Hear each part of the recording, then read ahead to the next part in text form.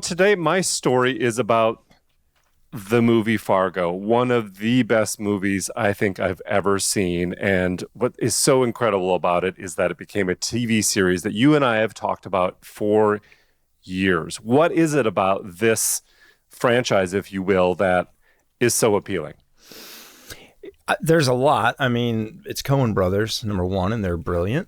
But I think it's just shows like that, even though it's a bit exaggerated at times, the way that people speak, and it's just, something that most people haven't been to Fargo or, Sheboygan or these places where you're from, Bemidji, in the Midwest, and hearing the culture and the lifestyle, but hearing how people speak, and it's so foreign to a lot of people. And I think it's funny to some people. Yeah, and I've got my Bemidji sweatshirt on, and I've taken a lot of heat for buying this sweatshirt.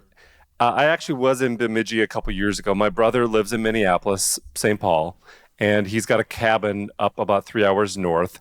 Like every single person in Minnesota and Wisconsin, I believe someone has some version of a cabin. Now, some of these cabins can have dirt floors. Some of them can have no electricity. Some of them can be fishing hubs, whatever they are.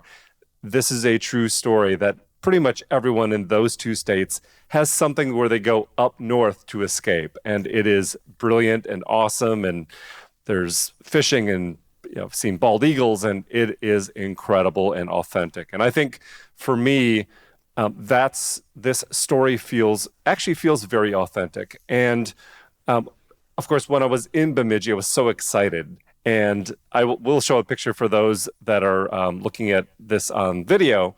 But I have myself, my family, have taken photos with not one, but two different Paul Bunyan statues, one of which is in the movie along with Babe the Blue Ox in Bemidji, which is awesome. And then I bought the sweatshirt at the gift shop down the street. And I just love it. And you know what I love about, I was just thinking about that, Frances McDormand's, when she talks about Bemidji, she's on the phone, and tell me if this is actually how people speak there, or at least where you're from, when they go, hear about that murder up Bemidji? Yes. Not up in, just up Bemidji? Well, see, listen, I've been in the South now longer than I grew up in the North, in the Midwest, and to me, my parents almost sound funny because of their accent. And that is something I did not expect. Just like their grandkids, they're like, yeah, they got those Southern accents. So we're dealing with some of that. So let's start at the beginning. And I think this is the thing that gets me every time. The movie opens with this text on the screen. This is a true story. The events depicted in this film took place in Minnesota in 1987. At the request of the survivors, the names have been changed. Out of respect for the dead, the rest has been told exactly as it occurred. So, right? Yeah. You're like, oh, this is going to be good. It's one of the most brilliant marketing things ever. To put that in the wording, in the specific wording that they used, is really powerful, because you're used to seeing names have been changed to protect the innocent. But the way they put that line at the end, I always thought was really powerful. Like that kind of drives it home, is like, oh, so everything I'm going to see really happened. Yeah, you believed it, didn't you? 100%. For years. I probably learned that was not a true story a handful of years ago. I mean, it wasn't that long ago. Yeah. So the first time you see this, you believe it's true. And there's something super powerful in movies called the suspension of disbelief, where you walk into a movie theater and for example, you can believe that even though dinosaurs are not walking the earth right now, you could actually believe that Jurassic Park could happen. Right? That they could extract DNA from a mosquito in amber, and we could have oh my God, this is amazing. Yeah, that would probably work. Right? Yeah. Or Terminator, like the robots could actually take over. Like they could do some version of that. You walk into a movie theater and you're pretty much ready to believe just about anything because of that suspension of disbelief. But how it's framed in this movie, right off the bat with that little framing text on the screen, I think it's even more powerful.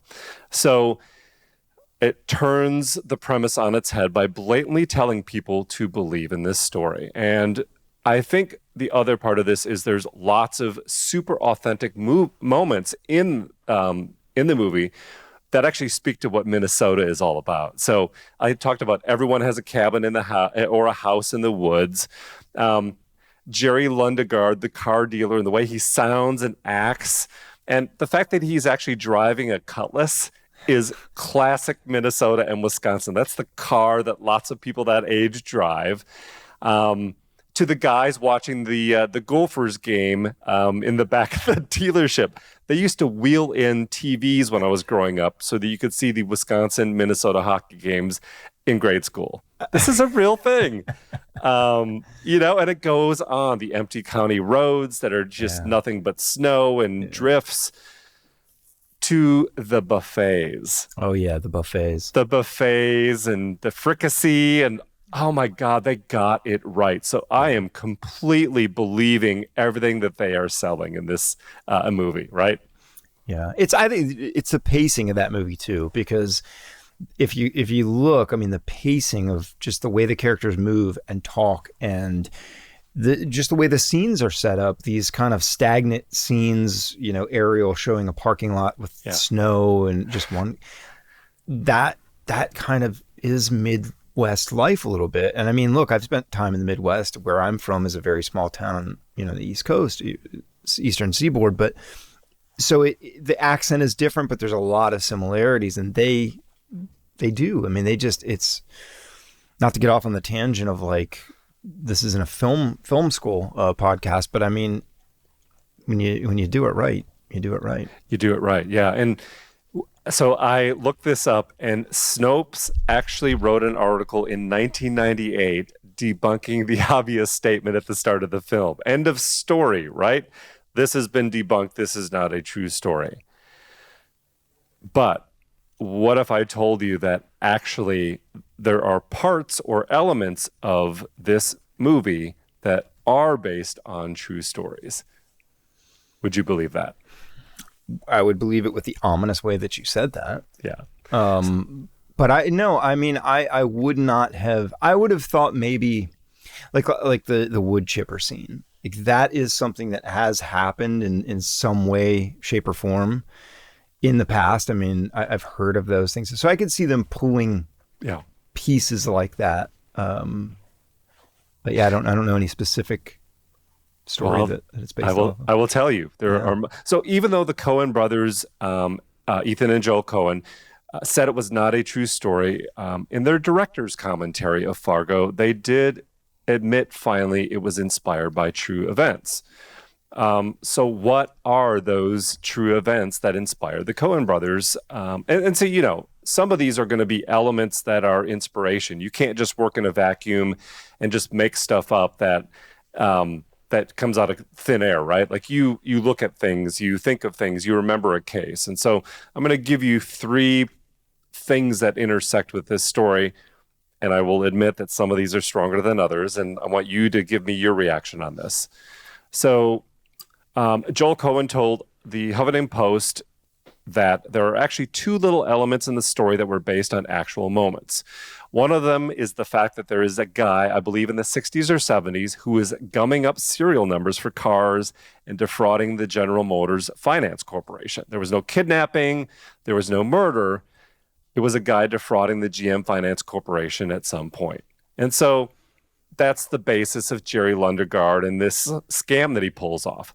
Now, you're probably not going to write a whole movie about something you remember from the 60s and 70s, but one of those guys said, oh, I remember that guy. He could be inspiration for what we're working on, right?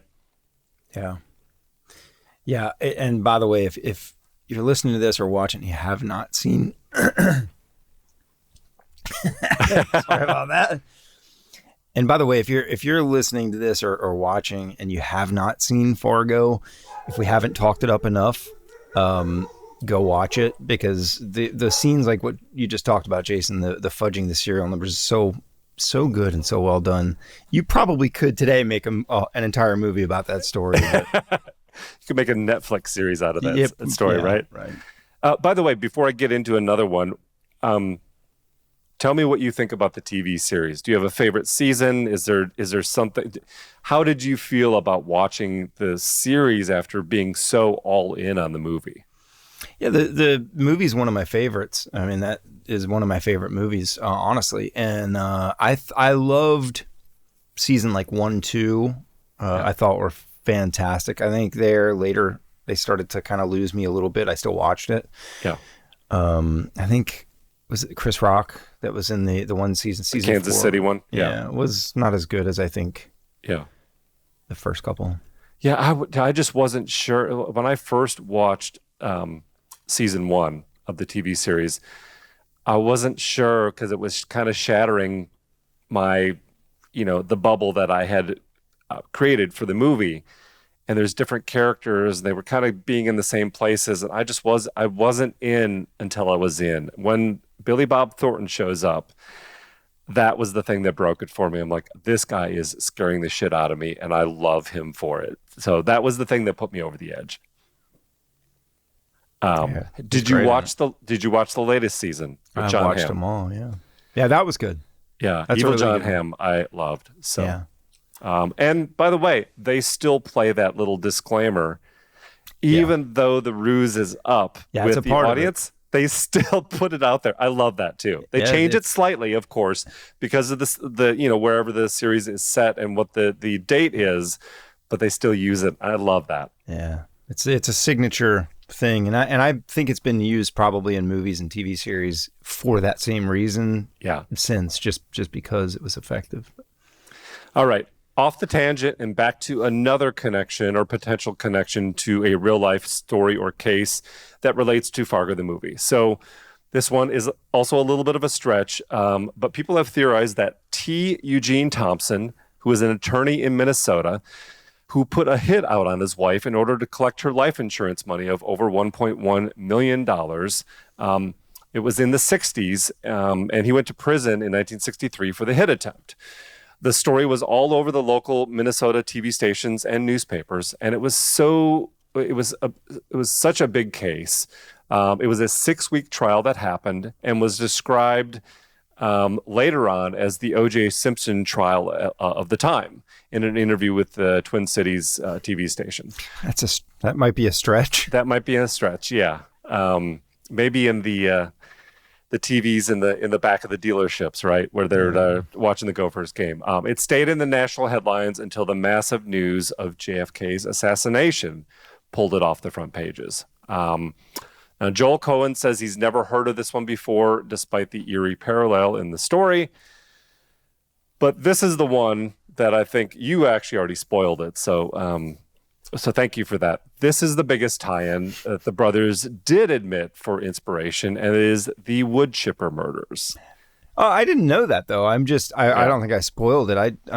That's what I would assume. Right. Is like that is that feels like a Midwestern crime. Like I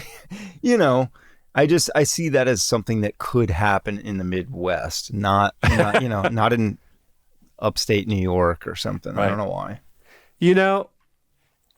Man, that moment in the movie was shocking. Do you remember that? I mean, the first time you see it. I mean, it is so stunning. You do not see that coming at all. Like It is jaw-dropping, bloody, loud. I mean, it's amazing. Yeah. Yeah, I cannot remember specifically the first time I saw that, but I mean, I know how much of an impact it's made. That became I don't want to say cultural thing, but it's certainly pop culture. I mean, put you in the wood chipper, that scene is still talked about today. So if you think about, the first time you saw that would have been like, holy, Yeah. So of this, Joel Cohen said, the other thing based on something real, there was a murder in Connecticut where a man killed his wife and disposed of the body, and he put her into a wood chipper. But beyond that, the story is made up, the Fargo the movie story. So, of course, I said, I don't see that happening in upstate New York, but Connecticut. Yeah, right. So this is crazy. A couple years ago, I had a friend of mine, he said, will you talk to my brother? He wants to make a podcast about this book called The Wood Chipper Murder. And I got on the phone with this guy. I have the book somewhere in the house here about this case. And I just, like we talk about a lot, I got busy and I couldn't kind of invest it. And so I left it. But I was actually going through something at the time, which is I'm not doing serial killers, big bloodbath type stories. I had done Atlanta Monster. I had done the Zodiac Killer. I'm done with that shit. And so I said, I was nice to him, but I couldn't commit. And I couldn't tell it to his face. I just kind of let it go. But I've got that book somewhere, and it's come full circle here with our conversation today. So, yeah. Yeah, and that's true. Man. You know, I've found when you do certain types of stories or you have like these just really dark, heavy, you know, content and you're spending a year or year and a half or whatever it is on a project, you do, I don't want to say get burned out because that's not probably the right word, but it's like sometimes you do need a break to get out of that, you know, that mode. Yeah, you wouldn't believe that there's like levels of true crime that some you can do and some you can't. But like for me, the serial killer thing just got to be, because it did Atlanta Monster, then Zodiac Killer, and then Broken Hearts all back to back. And I was like, I just got to move on. I can't do these style all the time. So I haven't really done one since, thankfully. Yeah. So let's get into what this story is. The story is of the murder of, I think her name is pronounced Hellcrafts, Helle. Helly? I'm going to say Helly. The story of the murder of Helly Crafts by her husband Richard in Connecticut in 1986. Now, Richard Crafts couldn't explain the disappearance of his wife to authorities after she went missing. But they eventually found credit card receipts for a newly purchased set of bedding, a new freezer, and he had rented a wood chipper in the days before she went missing.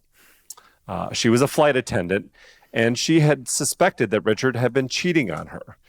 She asked him about it, confronting him about it, and she ended up meeting with a divorce attorney and hiring a private investigator.